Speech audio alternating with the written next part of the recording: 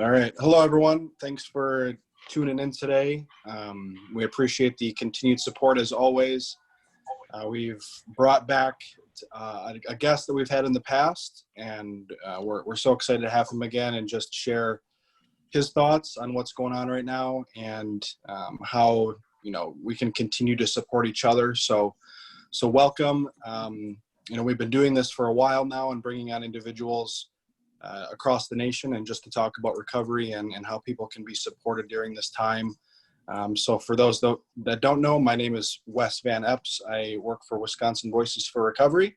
I'm also joined here by my coworkers, Jessica Geschke and Monte Ball. So we're super excited to continue to host this every week.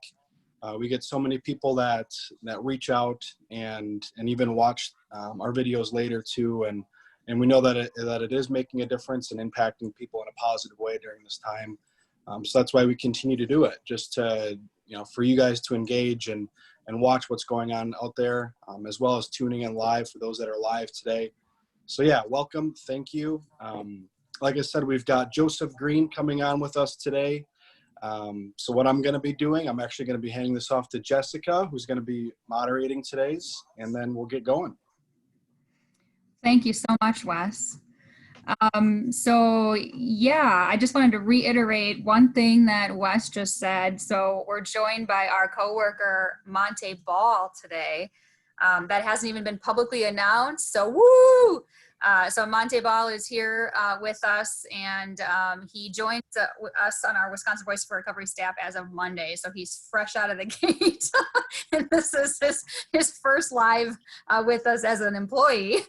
So we're so excited to have him on staff and be joining us. So he'll be talking a little bit too today, I'm sure. But we're so excited to have Joseph Green back. And I don't think I have to do too much moderating today, because when Joseph comes on, he takes the floor and just goes with it. Last time you talked with us, Joseph, you left everybody wanting more.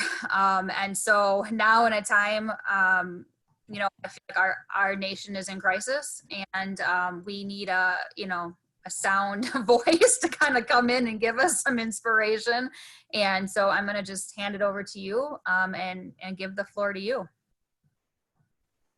Hi, everyone. It's been maybe a month since I was here last, and a lot has changed. A lot has happened in the world since we were together. I was commenting before everyone entered the room how I think, especially in the recovery world, I think in any emergency world, like where people are doing urgent work, that oftentimes we don't stop and think about the nuance of things because we don't have time to. The world is on fire, a person is drowning, and we need to save that person. We don't ask them their religion. We don't ask them, who they voted for in the last election. We don't ask them how they feel about police officers or the Black Lives Matter movement. We just try to keep people alive. And it's important work and it's vital work, but it's also, I think, when we have moments to breathe, when we have moments to focus our work, it's impossible to separate us from our work. It's impossible to separate us and our intentions and our beliefs and our biases away from the work that we do. So when we have time to work on those things, it's important that we do, because in those urgent moments, in those moments where we are relying on our instincts to move fast, if we haven't taken the time to really examine what it is we believe in and what type of world we want to create, it can cause us to make decisions that, if we did have the time, we could push back and look at from 36,000 feet. We would say, actually, I wish I would have treated that person differently, or I wish I would have asked that person if they needed help, or I would not have separated tribe based on religion, or based on the t-shirt, or based on age, or based on skin color, or based on whatever.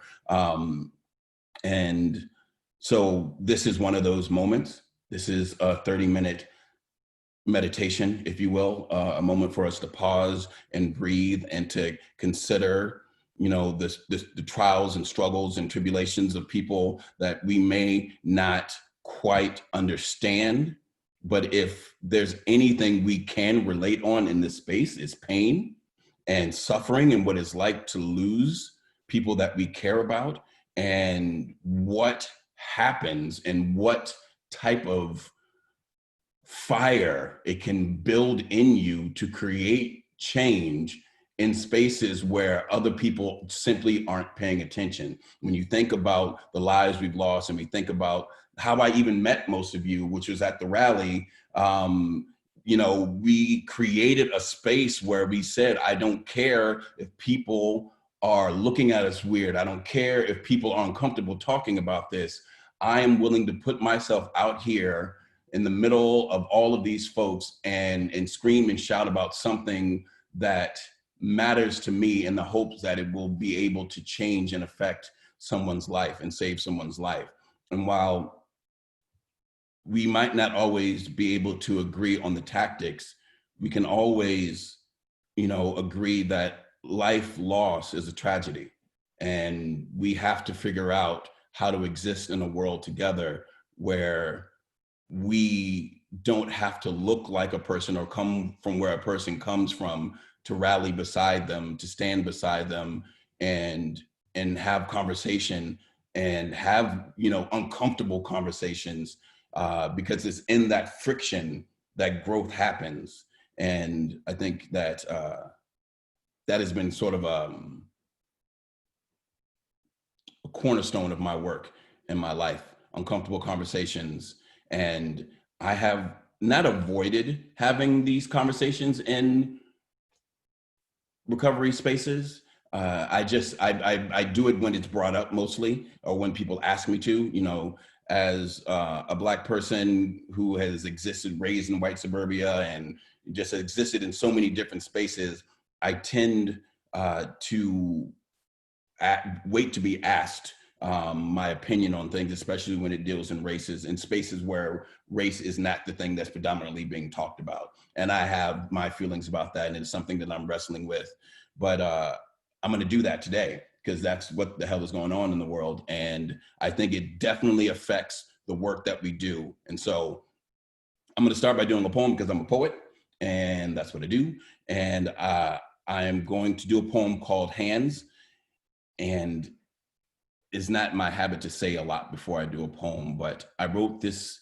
I'm going to give a little backstory as to why this poem is important to me and to the world, I think, right now. In 2012, Trayvon Martin was murdered, and a month later, I was challenged to write a poem about it. Now, this was before I was a father, and so the poem came out as more of a analysis of the movement and social media, and it was pretty shallow, and it was very popular. And so I did this poem for like 2-3 years, and then I found out maybe 4 months after writing this poem, I found out in October of 2012 that I was going to be a father. And I was, and then my son was born in June of the following year. And if you want to remember the years between 2012, 2013, 2014, 2015, it seemed like every 2 to 3 months, there was a new case that was making the news of a Black or brown person that was being assaulted or murdered by the hands of someone who worked for the state. And that is the black and white of it. And we can get into the details, but I was challenged by another group of friends to take this poem and actually insert into it the thing that mattered the most to me. And at that time, and still currently, it was my son. Now I have 2 Black sons. And so the stakes, I imagine, feel even higher. But I wrote this poem and edited it in 2015, and then in 2016, and I've had to edit it in 2017 and 2018. And now it seems like if I wanted to put pen to paper, I could add about another 3 minutes to the poem, and just what has happened in America in the past 2 weeks. That being said, here's the poem Hands that I wrote for my son and for you, I hope. Today, I am doused in guilt, and I don't know what to do with these hands. Facebook and Twitter have informed me that my friends have joined together in digital solidarity to fight for our rights or your memory, or so this never happens again. Photos from the front line of our most righteous of selves, inspirational memes and hashtags. I realize this has happened before. I wonder if I listen to the recordings of your murder, will I feel anything different? To me, your life and death is no more than a Facebook update, a trending topic on Twitter, hashtag. I hope somebody is still praying for your mother. Hashtag, insert your child's name here. Hashtag, all Black bodies look alike until they're murdered. I am overwhelmed by the irrational rantings of a society too busy arguing about whether or not Black lives are important enough to fight for, to actually fight for Black lives. But as I sit here ranting, I realize it's because I don't know what to do with these hands that must hold and protect my son. They are not bulletproof. They are made of the same brown material that have seen so many murdered. But before I bow at the altar of suburban flight, I realize that somewhere somebody is still crying for you. That somewhere a Black mother is gathering all the suspicious clothing her children own, dressing the scarecrow in the front yard, and burning our post-racial society in effigy. That somewhere a Black female is being followed in a Macy's on suspicion of being Black. That somewhere, hands up, please don't shoot. That somewhere, why did you shoot me? You told me to get my ID. That somewhere, please don't shoot, it's only A. That somewhere, I'm sorry, my music is too loud for you to hear my humanity. That somewhere, we still can't breathe. That somewhere, they're toasting the man who did this to you. And the clans are gathering. Only this time they won't be wearing hoods. They'll be dressed in suits, cloaked by law, charged with progressing the doctrine that if you do not look like you belong here, you can be murdered. That if you look like you belong here, you can be murdered. I will not always be able to protect my son. I pray that by then, Black children and fear, Black women and violence, Black queer and assault, Black trans and endangered, Black male and thug, Black body and deceased are no longer synonyms. At night, when I take my son's clothes off, I say, hands up, Henry. He thinks we are playing a game. I pray that when his time comes, he will know what to do with his hands. And so I'll let that sit for a second.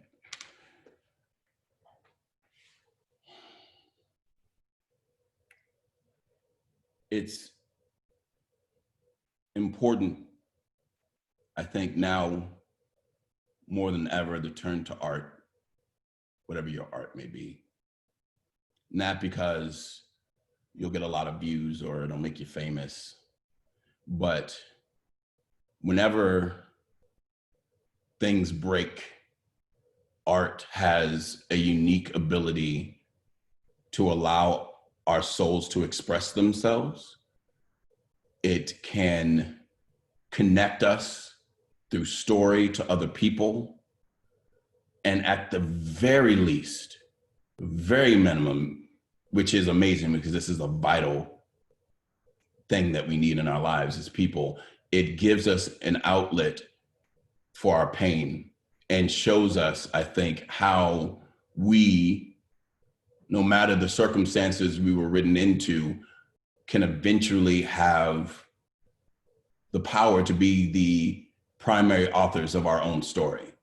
And so, you know, I can write my story, but I get to tell you what the moral is. I can write my story, but I get to tell you how I plan on ending it. I can draw a picture and I'm in charge of where the things go, and it comes through me and is motivated by me and my experiences, but I have some say in what otherwise seems at times like a random universe of crazy things happening. Something that I've turned to, a quote that really is important to me. Is no matter if you believe that things happen for a reason or don't, it is our responsibility to pull reason from the things that happen. And I think that's what we have the opportunity to do right now. We have to name it. We have to say it out loud. We have to address it. We have to have the uncomfortable, painful conversations. We have to allow people who don't know how to communicate the same way we do, communicate in the ways they need to communicate. We need to understand that lives are more important than buildings and glass and material things. And we need to do whatever it takes to get people to sit down at the table after all of this and have this conversation. And we in the recovery world, I think, also have a responsibility to address what our part has been in this. And I know for a fact, as someone who is a paid speaker to go places, the demographic of the audiences that I often get paid to go speak to, and the audiences that I have to volunteer to go speak to, because those communities don't have the same money or access to funds that certain places do. And so when we think about what does this have to do with recovery, why are we taking 30 minutes in a recovery space to talk about this? You know, a lot of, and I can't put it in a percentage, I don't know if anyone can, but so much of the pain and hurt we see in the communities that are erupting right now was born of policies perpetrated by our country in the name of the war on drugs. And when people of color, when Black people were going through their epidemic, it was not seen as a disease. It was seen as a moral failing, a lack of moral compass, a lack of family structure. But when the punishment for having a disease is being removed from society, who then raises the family? And then what happens generations after when children are now having children without having the presence of the full family? And when I say family, I don't mean, I want to be very clear, it's not the typical traditional mother or father, 2 kids and a dog type family. We're talking about communities. We're talking about family, chosen family. We're talking about adopted families. We're talking about grandmas raising their, like the family structure in these spaces for years have been attacked. And so when we think about the Black Lives Matter movement and how, and what we see, all right, you know what, even since 2012, there's been like 30 something odd videos that have come out. That like in the whole scheme of people dying, you know, is this really worth what we are seeing, you know, people doing? And I think what people need to understand and recognize is that it's the tip of the iceberg. If we see 30 people dying on film, that is representative of how many people we're not seeing on film, because this is not the kind of thing that people tend to do when they know they're being filmed. And then when we think about how many people have died, then we have to think about how many people have been harassed, right? So the pyramid is getting bigger as we're getting smaller, right? And as the act itself is getting smaller. But, you know, the insidious nature of living in a society where every time a police car comes around the corner, whether you're doing something or not, you get nervous. When people get nervous, they act differently. It becomes part of a society, becomes part of how you react. And then it finds itself into your culture. It's your hate and divisiveness with this organization is found in your music. And people are trying to find a way to find pride in themselves and joy. And yeah, you get songs like F the Police, and you get songs where F12, you get all of these things. You're like, well, police officers are just trying to do their job. There is a problem. In the same way that we see that there's a problem in parity in how people are treated with addiction and the disease that so many of us and so many of our loved ones have dealt with, there's a problem. And there are a lot of people who don't see that problem. And there are a lot of people who are subject to that problem who refuse to not be seen anymore. And that's what's happening right now. And yeah, we have 8 minutes left. So I'm gonna step down from just direct talking and open the space up for any questions that people may have. I did not come here today with anything particularly prepared to talk about. I was asked to do this a few days ago. So don't think that it has to be about race. It can be about poetry. It can be about recovery. It can be about how to live in the quarantine. But I'm here. I do art. I do artist therapy. I do art with young people. I do art as a means to have hard conversations. I do art to breathe. And so if there's anything that fits in that realm, please feel free. I think I just, I was on the race kick because that's how I feel right now. That's what's happening in my world.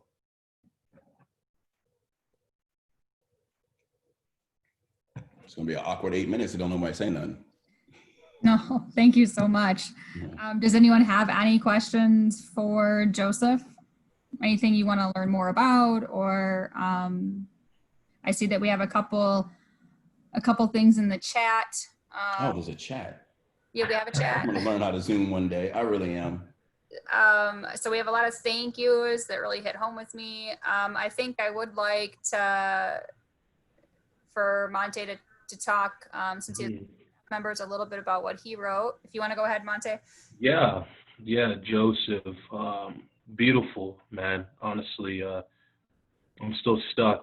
On your poem, on your words, how you delivered it, your message, because that is, how I interpret it is, I sit back and try to think of ways of what I can do, how I can create a better future for myself, my son, my people, and because sitting back right now, it's tragic what's going on, but collectively we can do some things to really help it out. And I just think your poem really just grasped the concept of anxiety when it comes to what I can do with my own hands.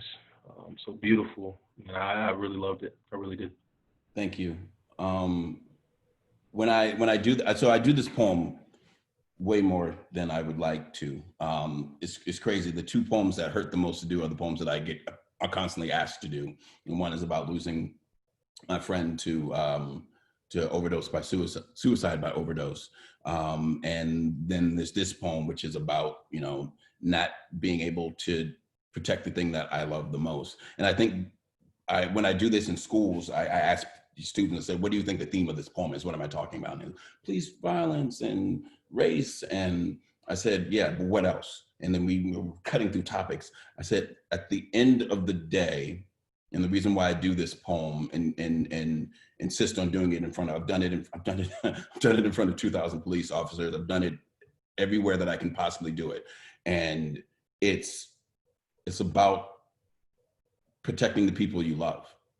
The poem is about being a father and being a parent, knowing that there's somebody in your life that you love, and that at the end of the day, the thing that you have to protect them is the same thing that they're being hunted for. And I am trying to create a world. I'm writing a poem now for I have a 6-month-old, and I'm writing a poem with him in mind, and the kind of world that I want him to be a part of. And I haven't put pen to paper yet, but in my brain, there's been this thought that keeps repeating itself about how I just want my son to be able to get mad. I want him to be able to have a bad day. I want him to be able to make a stupid decision and steal something from a store because he's a teenager, and that's what teenagers do sometimes. And I want him to be able to survive the incident, right? I don't want there to be any reason why life has an excuse to be taken. When we think about, we were having the arguments that we have about, the term is escaping me, harm reduction. The argument that we have about harm reduction and, the amount of money it takes to provide people with the life-saving medicine that can bring people back from overdose. And we talk about why we do that.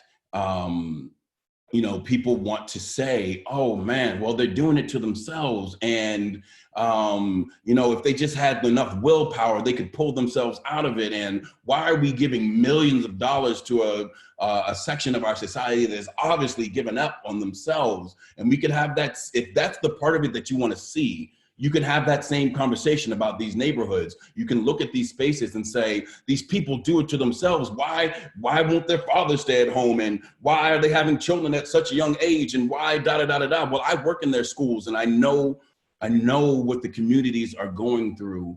And just like it wasn't a conscious choice for me to succumb to the addiction, it's not a conscious choice for these folks to succumb to the conditions that they're living in. And the fact that they're still here and they're still singing and they're still dancing in the street and they're still fighting is evidence that there's humanity there that needs to be honored. And that's what we can do.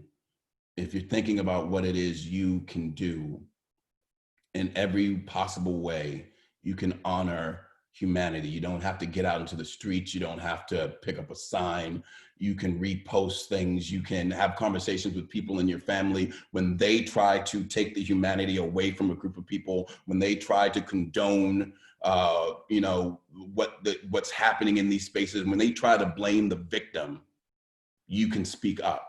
That's the little things that you can do. And you can find out about the history of this stuff. One of the most beautiful things that I've seen going on now is lists of books that people can read about the history of this country, the history of whiteness, the history of blackness, the history of slavery, the history of how the police system and the prison system replaced Jim Crow and how Jim Crow replaced slavery. Like, there are so many things that we can find out that makes this situation makes sense, which will allow us to extend humanity back to people in a way where, you know, and I say this so passionately because I was guilty of it for a very long time. I was raised right outside of DC and I had family in DC, and my parents were able to make it out of that situation. And I was raised in a space where we constantly look back at DC and say, oh, those people, man, they could just get their acts together. You know, this is back in '90s when DC was the murder capital, and I couldn't go into DC unless I had my entire entourage of family with me.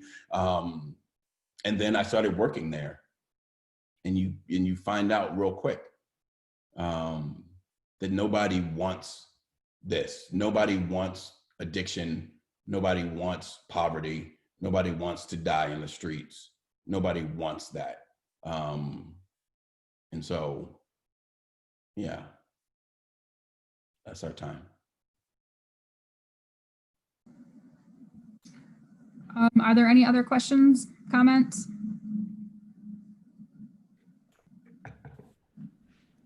Video for the poem that you just saw is on my Facebook page. Please, I encourage you to share it and start a conversation with the person in your family that you know is going to get pissed off that you posted it. And don't stop talking. Just don't stop talking. You know, it seems hard because there's so many issues. If we weren't talking about Black lives, we'd be talking about Corona. If we weren't talking about Corona, we'd be talking about healthcare. If we were talking about healthcare, we'd be talking about the immigrant crisis. We're not talking about that. We're talking about the environment. There's so many things to give our time and attention to. But at the end of the day, all of it needs us to recognize each other as human beings and that our lives matter. Right now, Black lives are on fire. And so let's put that out. Put some focus, some attention on that. And then we can, you know, continue to do more than one thing at once because we have brains and they're amazing. I love you all. Thank you. And I mean that from the bottom of my heart. This has been a lot of emoting for me. I wasn't expecting to do this much, but I do it because I do. Even if I haven't met you, have an extreme amount of love for your presence on this planet. And I appreciate you. We appreciate you too. Wes, did you have a comment you wanted to make? I see you unmuted. Yeah, I just want to say thanks, Joseph. You know, especially hearing, I guess the purpose or the meaning around the poem that you shared is, you know, what you mentioned around protecting the people that you love. And and I have a son myself. You know, he'll be 11 next month, and I guess for me, looking at too in my life, like, you know, I grew up small town, 600 people in the middle of nowhere. And my influences in life growing up, and I didn't, you know, I really didn't see much that was going on outside of my small little town. And even where I'm at now, it's, you know, I live in a little bit bigger town. Now it's 5,000, and to some people that may still be small, but that's big enough for me. But, you know, looking at even my son and the influences that he has in his life and growing up and what he's seeing now. And that's for me, it's looking at what I can do, not to necessarily, I guess, put this image or influence the things that he believes, but how can I be there as a dad, just as you, and help guide that experience for him of what's going on. And, you know, fortunately, you know, we don't have a lot of streaming of news in our house, or, you know, he doesn't have Facebook yet. And so he's not on those platforms to see what's going on. But I think about too myself and as a father, and if he starts to question these things of why are people doing this, what's going on, you know, preparing myself to be able to guide those conversations with him, as, you know, not only a father, but a person that truly does care about situations that are going on. And, you know, in my community here, I don't really see, you know, the things that some of these bigger communities and cities are seeing. You know, I do see that of course, the things that are going on and how people are reacting to certain situations. And it's not, you know, directly impacting my life right now. But I love how you mentioned too, is just, you know, we're all human, and caring for one another, as much as that's a message that is so easy to say and so easy to bring across. It does come down to that, you know, like, it's our communities, it's our people, and how can we support one another with what's going on, and even the recovery community during this time, because everyone is getting impacted. Even if it's a small city like myself, I'm sure there's a lot of people within my city that are being impacted by this and seeing this, and just kind of the vision that's coming across for our young people too. And I was listening to this thing on the radio actually yesterday. There's this agency, local agency that does counseling, and this woman kind of walked through the steps of addressing message to young kids, and when they do address questions of what's going on, and kind of some tips of how to talk to your kids. You know, like I mentioned, I look at my son, and you know, as a kid that's getting into almost his teen years, he's had some things, you know, in his life that he's come to me about, and I've had to help him as a dad, which is great. I love that. I love that I have that open communication with him. But there's obviously some tough subjects that aren't easy for people to talk about and address. And that's where, for me, I would just encourage, you know, keep talking, keep supporting one another. And I love that you were able to come on today, Joseph, and just talk about this. Share your poem, share your message. And I hope that, you know, other people too are able to watch this and just really dive into the words that you have to say. So I know I'm kind of babbling now, but I really appreciate everything that you've said today, Joseph. I know it's, you know, the last time that I heard you too. And this is, I think, now the third time I've heard you speak and talk around messages that you have to bring. And every time it's really encouraging to me. So I appreciate that. Yeah.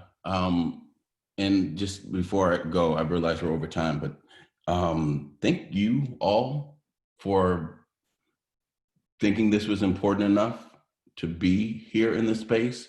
And I hope that when people do listen, if they listen, that they realize that these conversations are not restricted to being in certain spaces, and that it affects us wherever we go. And so, yeah, I thought that was a pretty ballsy move, and I appreciate it. Thank you. All right. So if there's no other further comments from anyone? Nope. Okay, well, we'll go ahead then and sign off. And again, thank you, Joseph. I just wanted to state that, you know, Wisconsin Voices for Recovery, we do believe that to be silent is to be complacent. So we know we have a platform here, and we feel like this time in our nation, it's time that we use it. And so, you know, I think we want to urge all of you and those of you who are listening to listen to the people in your communities that are hurting, and stop talking about or disagreeing or fighting with your neighbors about what your feelings are regarding protests or riots. Just stop and start being a part of the solution, because that's the only way that we're going to be able to heal. So thank you for joining us. And Joseph, thank you so much. I absolutely love you and I adore you. So we will have you back. I do want to make this a monthly thing to have you come on because you are so insightful. So join us Friday. I do believe we have somebody, I'm not even sure. This is how our week has been here at Wisconsin Voices. But if we have someone Friday, we will be posting it. And so watch for that. And otherwise, just stay safe and stay kind. Thank you all. Bye. Goodbye, everybody. It's nice to meet you, Monte, Amy, Nice Bev, to meet you. Sarah, though I not saw your face, I'm sure you are amazing. All right. Bye, guys.